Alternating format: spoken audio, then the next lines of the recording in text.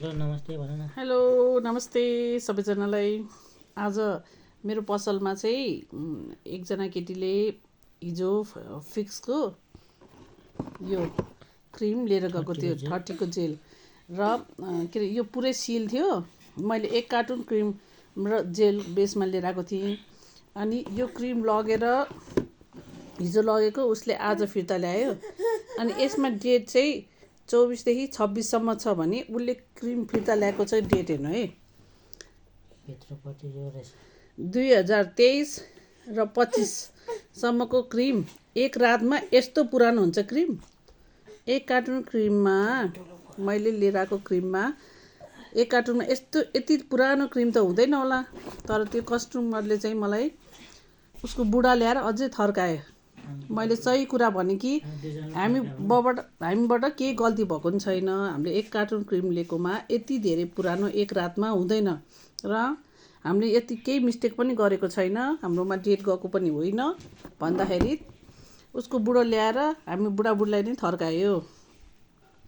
यसमा कसरी मिस्टेक हुनसक्छ? हाम्रो खोल एउटा डेटको डेट 24 देखि 26 सम्मको अगाडि खोलमा डेट अनि भित्र क्रिममा चाहिँ 23 देखि 25 सम्म। यतिसम्म त मिस्टेक हाम्रो हुँदैन नि। कम्पनीको कसरी यस्तो धेरै मिस्टेक हुनसक्छ? त्यही पनि 1 कार्टुनमा यस्तो क्रिम। आज एकदम नराम्रो लाग्यो होइन। तपाईँहरू पनि सचेत हुनुहोस् धेरै नै। यस्तो ठग एक त केटी मान्छे पनि यस्तो ठग हुन्छ भन्ने मलाई थाहा थिएन। म धेरै बिजी नै थिएँ पसलमा र आज उसले आएर यसो थर्काएर क्रिम साट्न आयो। अनि मैले भने कि यति पुरानो क्रिम हुँदैन भन्दाखेरि उसको बुढोले के भने, तपाईँहरू खोल एउटा राख्ने, क्रिम चाहिँ एउटा बेच्ने, तपाईँहरूको गल्ती हो, तपाईँहरूले नै डेट गएको क्रिम बेचेको हो भनेर आज हामी बुढाबुढीलाई थर्कायो र यसको सट्टामा अर्को क्रिम चाहियो भन्यो। अनि मैले भने कि म प्याक थियो, मेरो कस्टमरहरू टन्नै हुनुहुन्थ्यो। मैले उहाँहरूको अगाडि किन बेइज्जत गर्नु भनेर उहाँलाई राम्रोसँग सम्झाएँ। यस्तो हुँदैन, यति धेरै पुरानो पनि मेरोमा हुँदैन र मैले 1 कार्टुन ल्याएकोमा कसरी यस्तो क्रिम पर्न सक्छ? यो सम्भव पनि छैन।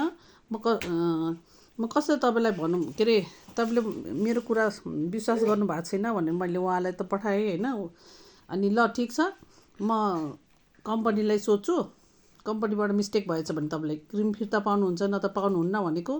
उसले चाहिँ म आइरहन सक्दिनँ, म भ्याउँदा नि भ्याउँदिनँ, मेरो घर टाढा छ, मेरो घर पालबारी हो अरे भनेर हामीलाई थर्कायो।